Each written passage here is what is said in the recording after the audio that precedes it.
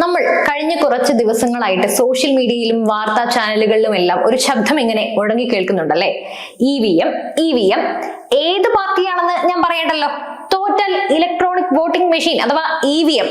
ജയിച്ചാലോ ജനാധിപത്യം. ഈ double stand എടുത്ത് നമ്മളെല്ലാം കണ്ടിട്ട് ചിരിയടക്കാൻ പാടുപെടുന്ന ഒരു അവസ്ഥയിൽ പറഞ്ഞാൽ മതിയല്ലോ. എന്താ സംഭവം എന്ന് ചിന്തിക്കുന്നവരുണ്ടോ? തിരഞ്ഞെടുപ്പ് കഴിഞ്ഞു, ഫലം വന്നു. പപ്പുമോനും കൂട്ടരും ഒരുപാട് പ്രതീക്ഷയോടെ ഇരുന്ന ലോക്സഭാ തിരഞ്ഞെടുപ്പിൽ കിട്ടിയത് അവർക്കൊരു പപ്പടമായിരുന്നു. കഴിഞ്ഞല്ലേ? അപ്പോഴാണ് നമ്മുടെ പ്രിയപ്പെട്ട നേതാവിന് വെളിപാടുണ്ടായത്. തിരഞ്ഞെടുപ്പ് അട്ടിമറിച്ചു. ഇത് വെറും അട്ടിമറിയല്ല, ഒരു വലിയ ഗൂഢാലോചനയാണ്. 140 കോടി ജനങ്ങളുടെ കണ്ണിൽ പൊടിയിട്ട് നടത്തിയ കൊള്ളയാണ്. അപ്പൊ ഇലക്ഷൻ അങ്കിളിന്റെ കസേര തെറിക്കുമോ ഇല്ലയോ എന്നൊക്കെ അറിയാൻ ആകാംക്ഷയോടെ കാത്തിരിക്കുകയായിരുന്നു നമ്മുടെ ലോകം മുഴുവൻ. അപ്പൊ ഈ കാര്യങ്ങൾ നമുക്കൊന്ന് വിശദമാക്കിയാലോ. അതായത് നമ്മുടെ ജനാധിപത്യം, അതിന്റെ തിരഞ്ഞെടുപ്പ് പ്രക്രിയകൾ, വോട്ടിംഗ് സംവിധാനങ്ങൾ, ഇതെല്ലാം ഇന്ത്യൻ പൗരന്മാരായ നമ്മളെ സംബന്ധിച്ചിടത്തോളം അഭിമാനത്തിന്റെ വിഷയമാണ്. ലോകത്തിലെ ഏറ്റവും വലിയ ജനാധിപത്യം എന്ന് നാം അഭിമാനത്തോടെ പറയുമ്പോൾ അതിന് പിന്നിൽ നമ്മുടെ തിരഞ്ഞെടുപ്പ് കമ്മീഷന്റെയും വോട്ടർമാരുടെയും ഭരണഘടനയും എല്ലാം വിശ്വാസ്യതയുണ്ട്. തിരഞ്ഞെടുപ്പിൽ തോറ്റാൽ വോട്ടിംഗ് മെഷീന് പഴിക്കുന്നതും ഇലക്ഷൻ കമ്മീഷന് സംശയത്തിന്റെ നിഴലിൽ നിർത്തുന്നതും നമുക്ക് പതിവുള്ള കാഴ്ചയാണല്ലോ. എന്നാൽ ഇത്തവണ കോൺഗ്രസ് കാര്യങ്ങൾ കുറച്ചും കൂടി ഗൗരവതരമായി സമീപിച്ചിരിക്കുകയാണ്. ഇത് വെറും ഒരു അട്ടിമറിയല്ല, മറിച്ച് 140 കോടി ജനങ്ങളുടെ കൺമുന്നിൽ നടന്ന ഒരു കൊള്ളയാണെന്നാണ് അവർ പറയുന്നത്. മാത്രമല്ല, ഇതിന് പിന്നിൽ ഒരു വലിയ ഗൂഢാലോചനയുണ്ടെന്നും അവർ ആരോപിക്കുന്നു. കോൺഗ്രസ് നേതാവായ രാഹുൽ ഗാന്ധിയാണ് ഈ വാദങ്ങളുമായി രംഗത്തെത്തിയത്.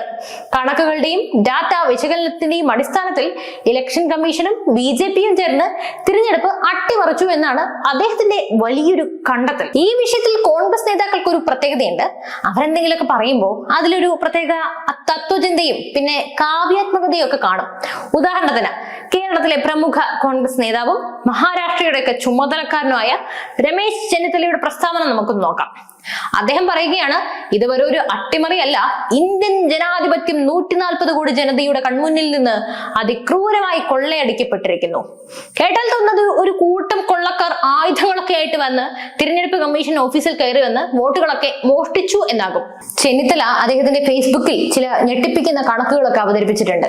അതായത് മഹാരാഷ്ട്രയിൽ മാത്രം 40 ലക്ഷം വ്യാജ വോട്ടുകൾ ചേർത്തു എന്നാണ് അദ്ദേഹം പറയുന്നത്. അതും വെറും 5 മാസം കൊണ്ട്. 5 വർഷം കൊണ്ട് ചേർത്തതിനേക്കാൾ കൂടുതൽ വോട്ടുകൾ 5 മാസം കൊണ്ട് ചേർത്തു. ഇതൊരു സാധാരണക്കാരന് ചിന്തിക്കാൻ പോലും കഴിയാത്ത കാര്യമാണ്. മഹാരാഷ്ട്രയിലെ വോട്ടർമാരുടെ എണ്ണം അവിടുത്തെ ജനസംഖ്യയേക്കാൾ കൂടുതലാണ് എന്നൊരു തോന്നലുണ്ടാക്കുന്ന രീതിയിലാണ് അദ്ദേഹത്തിന്റെ വാക്കുകൾ. എങ്ങനെയാണ് ലക്ഷക്കണക്കിന് ഉദ്യോഗസ്ഥർ പ്രവർത്തിക്കുന്ന ഒരു സംവിധാനത്തിൽ പ്രതിപക്ഷ പാർട്ടികളുടെ ബൂത്ത് ഏജന്റുമാരുടെ എല്ലാം കണ്ണു വെട്ടിച്ച് 40 ലക്ഷം വ്യാജ വോട്ടുകൾ നിശബ്ദമായി ചേർക്കാൻ സാധിക്കുക? ഇതൊരു സിനിമയുടെ തിരക്കഥയല്ല എന്നും നമ്മൾ ഓർക്കേണ്ടതുണ്ട്. ഇതിനെയൊക്കെയാണ് അദ്ദേഹം ആർഷഭാരത സംസ്കാരം എന്ന് വിശേഷിപ്പിക്കുന്നത്. ഇത് കേട്ടാൽത്തൊന്നും ഭാരതത്തിന്റെ സംസ്കാരത്തിന് വല്ല കുഴപ്പവും സംഭവിച്ചു എന്ന്. പക്ഷേ തിരഞ്ഞെടുപ്പ് അട്ടിമറിയെ കുറിച്ച് കോൺഗ്രസ് സംസാരിക്കുമ്പോൾ നമുക്ക് ആദ്യം ഓർക്കേണ്ടത് അവരുടെ സ്വന്തം പാർട്ടിയുടെ ഒരു വിലപ്പെട്ട ഒരു കഥയാണ്, ഒരു ചരിത്രമാണ്. അധികാരം നിലനിർത്താൻ വേണ്ടി എന്തും ചെയ്യാൻ മടിക്കാത്ത ഒരു ഭൂതകാലം അവർക്കുണ്ടായിരുന്നു. ഇപ്പൊ അത് സാധിക്കാത്തത് കൊണ്ടാണ്. പ്രത്യേകിച്ചും അടിയന്തരാവസ്ഥയുടെ കറുത്ത അധ്യായങ്ങൾ. 1975 ജൂൺ 25 ഇന്ദിരാഗാന്ധി പ്രധാനമന്ത്രിയായിരുന്ന കാലത്ത് പ്രഖ്യാപിച്ച അടിയന്തരാവസ്ഥ ഇന്ത്യൻ ജനാധിപത്യത്തിന് ഏൽപ്പിച്ച ഏറ്റവും വലിയ മുറിവുകളിൽ ഒന്നാണ്. എന്തായിരുന്നു ആ അടിയന്തരാവസ്ഥ പ്രഖ്യാപിക്കാൻ അവരെ പ്രേരിപ്പിച്ചത്? അതും തിരഞ്ഞെടുപ്പ് അട്ടിമറിയുമായി ബന്ധപ്പെട്ട ഒരു കോടതി വിധി തന്നെയല്ലേ? 1971 ലോക്സഭാ തിരഞ്ഞെടുപ്പിൽ റായ്ബറേലിയിൽ നിന്നും വിജയിച്ച ഇന്ദിരാഗാന്ധിയുടെ തിരഞ്ഞെടുപ്പ് അലഹബാദ് ഹൈക്കോടതി റദ്ദാക്കി.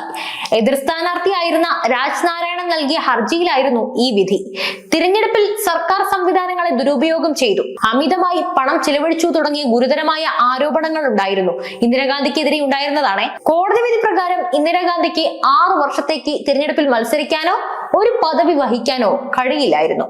ഒരു ജനാധിപത്യ രാജ്യത്ത് കോടതിയുടെ ഇത്തരം ഒരു വിധി വന്നാൽ എന്ത് ചെയ്യണം? അന്തസ്സുണ്ടെങ്കിൽ ആ വിധി അംഗീകരിച്ച് അധികാരമൊഴിയുക.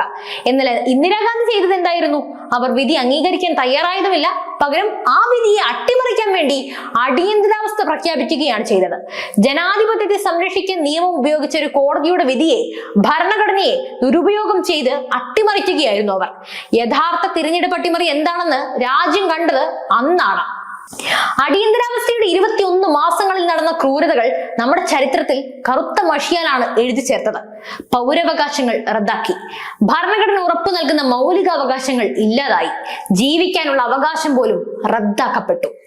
മാധ്യമങ്ങൾക്ക് സെൻസർഷിപ്പ് ഏർപ്പെടുത്തി, പത്രങ്ങളുടെ ഓഫീസുകളിലെ വൈദ്യുതി ബന്ധം വിച്ഛേദിച്ചു, എന്തൊക്കെ പ്രസിദ്ധീകരിക്കണമെന്ന് സർക്കാർ തീരുമാനിച്ചു, അതായത് ഇന്ദിര തീരുമാനിച്ചു.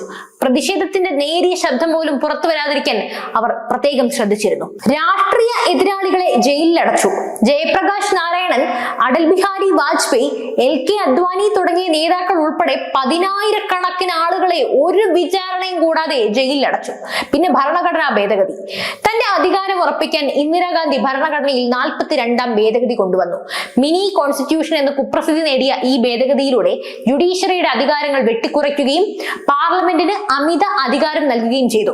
കോടതി വിധിയെ മറികടക്കാൻ നിയമവ്യവസ്ഥയെ തന്നെ അട്ടിമറിക്കുന്ന നടപടിയായിരുന്നു അത്. പിന്നെയുള്ളത് ക്രൂരമായ നിർബന്ധിത വന്ധ്യംകരണം. സഞ്ജയ് ഗാന്ധിയുടെ നേതൃത്വത്തിൽ രാജ്യത്ത് ദശലക്ഷക്കണക്കിന് ആളുകളെ നിർബന്ധിതമായി വന്ധ്യംകരണത്തിന് വിധേയരാക്കി. ഇതെല്ലാം എന്തിനായിരുന്നു? കേവലം ഒരാളുടെ പ്രധാനമന്ത്രി പദം സംരക്ഷിക്കാൻ. അധികാരം കയ്യിൽ നിന്നും പോകുമോ എന്ന ഭയം. അപ്പോൾ തിരഞ്ഞെടുപ്പ് അട്ടിമറിയെ കുറിച്ച് പറയുമ്പോൾ കോൺഗ്രസ് ആദ്യം തിരിഞ്ഞു നോക്കേണ്ടത് അവരുടെ സ്വന്തം ചരിത്രത്തിലേക്കാണ്. തിരഞ്ഞെടുപ്പിൽ തിരിമറി നടത്തിയതിന് കോടതി ശിക്ഷിച്ചപ്പോൾ ആ കോടതി വിധിയെ തന്നെ അട്ടിമറിച്ച് ഒരു രാജ്യത്തെ മുഴുവൻ ജയിലിലടച്ച ഒരു ചരിത്രമാണ് ഇവർക്ക് പറയാനുള്ളത്. ഓർക്കണം ഇവരുടെ ഉരുക്ക് വനിതയുടെ പവർ. ഇന്നത്തെ കോൺഗ്രസിന്റെ ആരോപണങ്ങളുടെ മറ്റൊരു പ്രധാന ഇരയാണ് വോട്ടിംഗ് മെഷീനുകളും അഥവാ EVM. തിരഞ്ഞെടുപ്പിൽ തോൽക്കുമ്പോഴെല്ലാം അവർ EVM-നെതിരെ തിരിയും. എന്നാൽ ഇതേ EVM ഉപയോഗിച്ച് കർണാടകയിലും ഹിമാചൽ പ്രദേശിലും തെലങ്കാനയിലും ഒക്കെ അവർ വിജയിച്ചപ്പോൾ EVM-കൾ വളരെ നല്ലതായിരുന്നു. അപ്പോൾ ജനാധിപത്യം പുനഃസ്ഥാപിക്കപ്പെട്ടു. എന്നാൽ ലോക്സഭാ തിരഞ്ഞെടുപ്പിൽ പരാജയപ്പെട്ടപ്പോൾ അതേ മെഷീനുകൾ ഗൂഢാലോചനയുടെ ഭാഗമായി. ഈ ഇരട്ടത്താപ്പ് ജനങ്ങൾ തിരിച്ചറിയുന്നില്ലെന്ന് അവർ കരുതുന്നുണ്ടോ? ഇന്ന് അതേ ഭയമാണ് കോൺഗ്രസ് നേതാക്കൾക്കും. തിരഞ്ഞെടുപ്പിൽ തുടർച്ചയായി വിജയിക്കാൻ കഴിയാതെ വരുമ്പോൾ അവർ ആദ്യം കുറ്റം പറയുന്നത് തിരഞ്ഞെടുപ്പ് കമ്മീഷനെയും വോട്ടിംഗ് മെഷീനെയൊക്കെയാണ്. അതല്ലേ പൊക്കിപ്പിടിക്കാനുള്ളൂ. ഇപ്പോൾ അത് കുറച്ചുകൂടി ഉയർന്ന തലത്തിൽ എത്തിയിരിക്കുന്നു. BJP വലിയ ഗൂഢാലോചന നടത്തിയെന്ന്. അധികാരം എന്നേക്കുമായി കയ്യിൽ നിന്നും പോകുമ്പോൾ പുതിയ അടവുകൾ ഇറക്കുക എന്നത് സ്വാഭാവികമാണ്. ഈ കൊള്ള ആരോപണവും അതിന്റെ ഭാഗമാണോ എന്ന് ന്യായമായും സംശയിക്കേണ്ടിയിരിക്കുന്നു. ജയിച്ചാൽ തങ്ങൾ മിടുക്കരാണ്, തോറ്റാൽ തിരഞ്ഞെടുപ്പ് അട്ടിമറിയാണ്. ഇതൊരു സ്ഥിരം പല്ലവിയായി മാറിയിരിക്കുന്നു.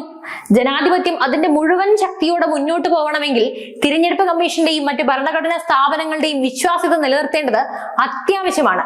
എന്നാൽ തങ്ങൾക്ക് അനുകൂലമല്ലാത്ത ഒരു തിരഞ്ഞെടുപ്പ് ഫലം വരുമ്പോൾ കമ്മീഷനെതിരെ അടിസ്ഥാനരഹിതമായ ആരോപണങ്ങൾ ഉന്നയിക്കുന്നത് എന്ത് ജനാധിപത്യ മര്യാദയാണെന്ന് ഒന്ന് തെളിച്ചു പറയാൻ പറ്റുമോ? ഇത് കേവലം ഒരു രാഷ്ട്രീയ ആരോപണമല്ല, മറിച്ച് രാജ്യത്തിന്റെ ജനാധിപത്യ വ്യവസ്ഥയുടെ അടിത്തറയെ തന്നെ ദുർബലപ്പെടുത്തുന്ന അപകടകരമായ ഒരു കളിയാണ്. ഒരുപക്ഷെ കോൺഗ്രസ് നേതാക്കൾക്ക് തിരഞ്ഞെടുപ്പ് രാഷ്ട്രീയത്തിൽ ജയിക്കാനുള്ള പുതിയ വഴി കിട്ടാതെ വലയുകയായിരിക്കാം. അതുകൊണ്ടൊക്കെ ആയിരിക്കാം അവർക്ക് പഴയ കാര്യങ്ങൾ ഓർമ്മ വരാത്തത്. അപ്പോ അതൊക്കെ കൊണ്ട് തന്നെ കോൺഗ്രസ് നേതാക്കളെ, നിങ്ങൾ തിരഞ്ഞെടുപ്പ് അട്ടിമറിയെ കുറിച്ച് സംസാരിക്കുന്നതിനൊക്കെ മുമ്പ് നിങ്ങളുടെ സ്വന്തം ചരിത്രം, നിങ്ങളുടെ ഈ മുത്തശ്ശിക്കഥ ഒന്നുകൂടി ഒന്ന് വായിച്ചു നോക്കുന്നത് നന്നായിരിക്കും.